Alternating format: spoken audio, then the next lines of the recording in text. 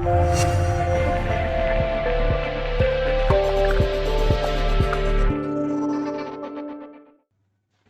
students, welcome to Swayam SHIKSHAA.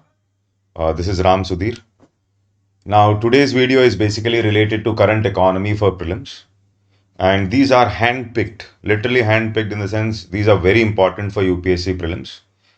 And we are not going to focus much on the concept here, but we'll see the trends related areas which are very important for UPSC prelims. Okay, so first thing, sovereign green bonds, which was in news. Now everybody knows that bonds are debt instruments. So these sovereign green bonds are also debt instruments. So that is a known thing. There's no issue there. But what we should understand is these are fixed income instruments. Another important understanding is these sovereign green bonds are issued by or the auctions are conducted by RBI. RBI.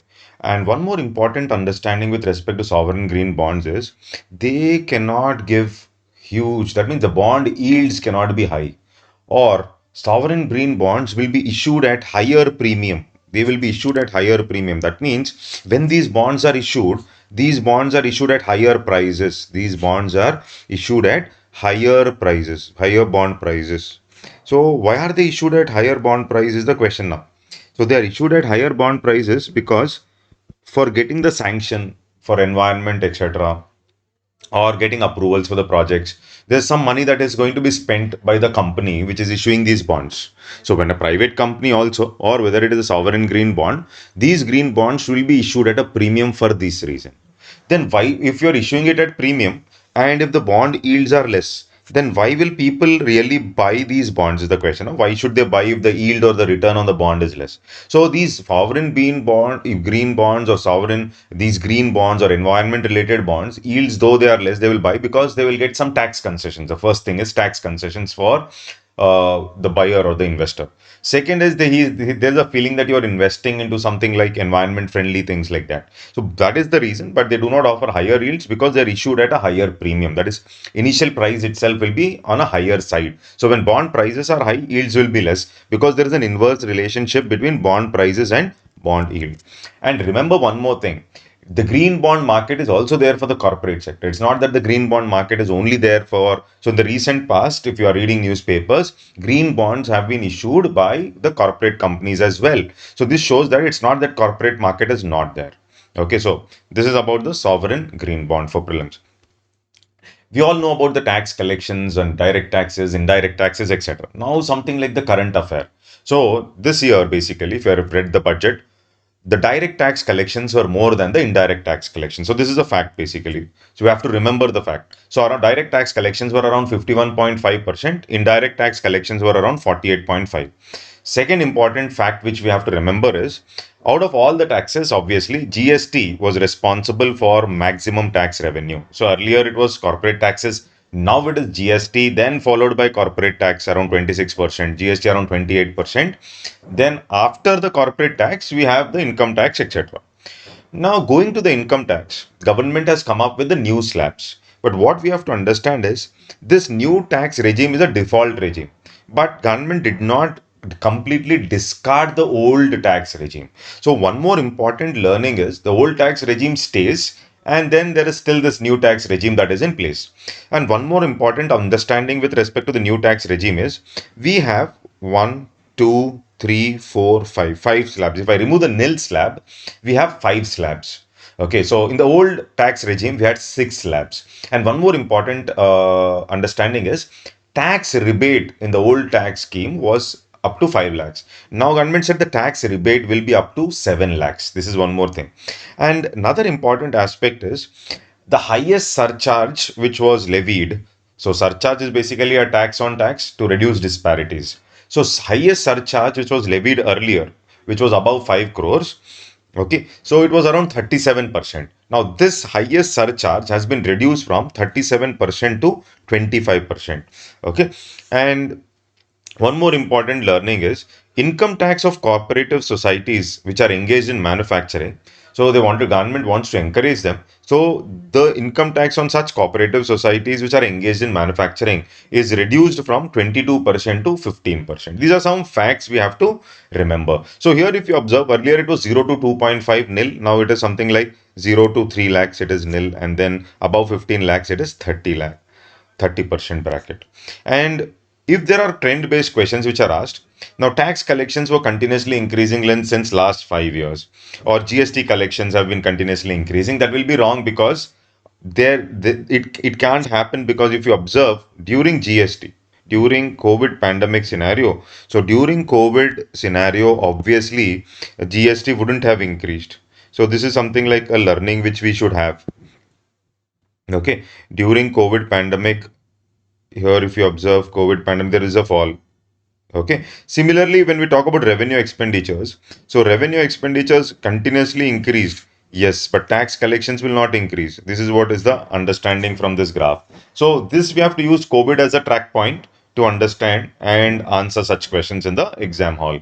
Okay, moving forward, there is something like the non-financial debt in news, and it was also there in the economic survey. So what is this non-financial debt? It is basically the debt that is raised through credit instruments issued by government entities, households and businesses that are not covered under the financial sector, something that is not covered under the financial sector. So they are raising this, that is, they're raising debt through these credit instruments which are issued by the government entities, households, businesses, that are not covered under the financial sector, the banking sector.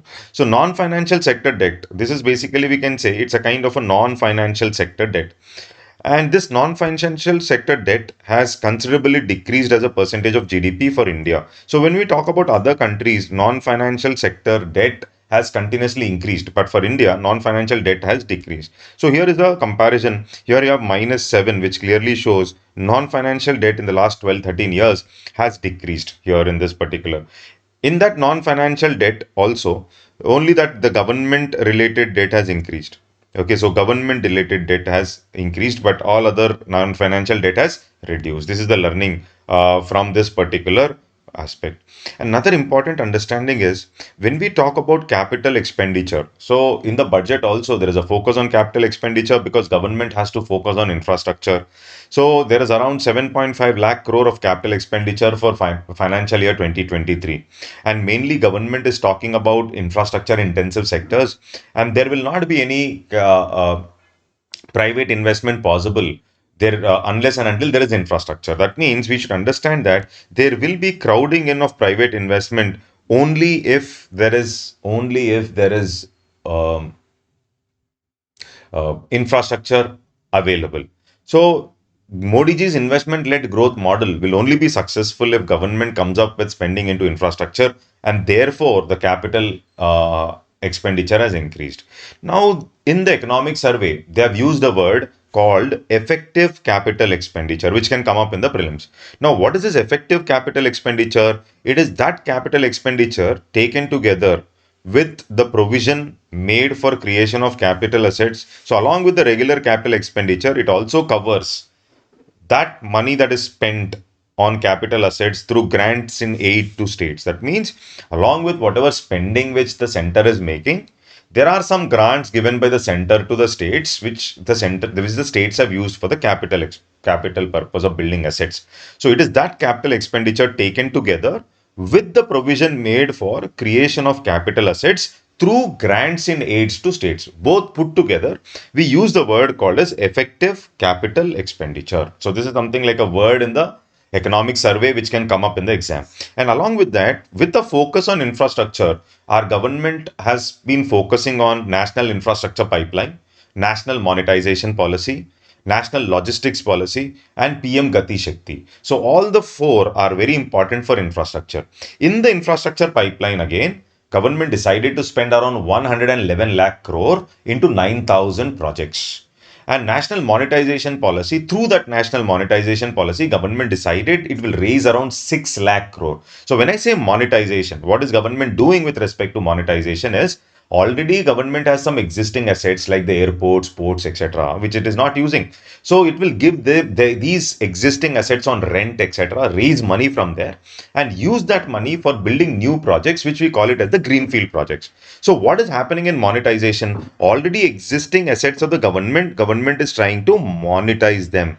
So it will monetize the existing assets, that is, get money from there, from the brownfield projects which the government has, and from that it will spend on the new greenfield projects. This is what is called as the monetization, national monetization policy. I hope it is clear. Now, if we try to observe the capital expenditure, okay, of the government, almost in the last 5 years, capital expenditure of the government has doubled, doubled. So here more than doubled. In fact, you can observe here, 18 it was 1.8 lakh crore capital expenditure. Now it is 4.5 lakh crore. It is so that means there is a doubling, more than doubling of the capital expenditure of the government when it comes to its budget from 2018 till 2023. Another important understanding is when center is spending money on capital expenditure, infrastructure related sectors, maximum amount of spending it is doing it on road transport and highways. So this is something like which we have to understand. Road transport and rail highways, highest it is spending, followed by the railways, then followed by the defense services. This is what we have to remember. You need not remember everything here.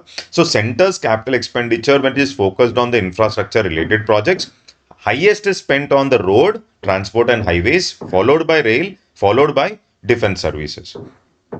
Okay, so capital expenditure in India has doubled in the last 5 years. Yes, it's a trend based question that can come up. There is an order also that is given in the chart. The maximum spending it has put into the road transport and highways, followed by rail, followed by defense services. So that is something which we have to remember. Now, when we talk about national infrastructure pipeline also, so government wanted to achieve this $5 trillion target nominal GDP by 2025. So for which maximum amount of money is going into the energy sector in the infrastructure pipeline. So energy sector individually, if they are giving road, rail, everything put together, then that would be the answer. But otherwise, transportation would be the answer. But otherwise, it is the energy sector where government is spending maximum according to the national infrastructure pipeline. Okay, and two more important things which can come up in the exam is Invest India Grid as well as the project monitoring group, which is called as the PMG. So Invest India Grid, it is a portal, centralized portal. So anything related to the national infrastructure pipeline will be visible in this portal. So this portal is basically an initiative of DPIIT. Now they can ask this aspect. It is an initiative of Department for Promotion of Industry and Internal Trade, which we call it as DPIIT, which is under the Ministry of Commerce and Industry. Okay, so that is one. And then there is this project monitoring group, which is an institutional mechanism mainly to resolving some issues. So its main purpose, the purpose of project monitoring group is to give faster approvals or clearances for projects with an investment above 500 crores. So this is something like the PMG or the project monitoring group. So there is a suggestion in the economic survey where you are trying to integrate the Invest India Grid, which is a centralized portal for implementing national infrastructure pipeline, plus the project monitoring group. It is a combination of both. So there is a suggestion that there should be an integration here. NIP, National Infrastructure Pipeline, you can see here, there should be an integration of Invest India Grid and project monitoring group. So there can be a question that can come up in the exam related to this particular area, and therefore it is very, very important. Okay, and then there is this discussion with respect to Krishi Udan. So it is there in the economic survey and it is also mentioned in the budget. So this Krishi Udan, basically this particular scheme helps in transporting perishable food products from hilly areas. Now what is more important is now this particular Krishi Udan 2, there is also international routes being opened. So it's not only covering the national routes but also the international routes to assist the farmers. So main focus is to focus on transporting the perishable food products from hilly areas, northeastern areas and tribal areas. So we have to remember this program. Then there is one more important entity called as the Swamitwa. So which is the survey of villages and mapping with improvised technology in village area. So now two things, any scheme which we see, so this survey of villages and mapping with the improvised technology in village areas, it's a central sector scheme. Central sector schemes are those schemes which are completely handled by the center.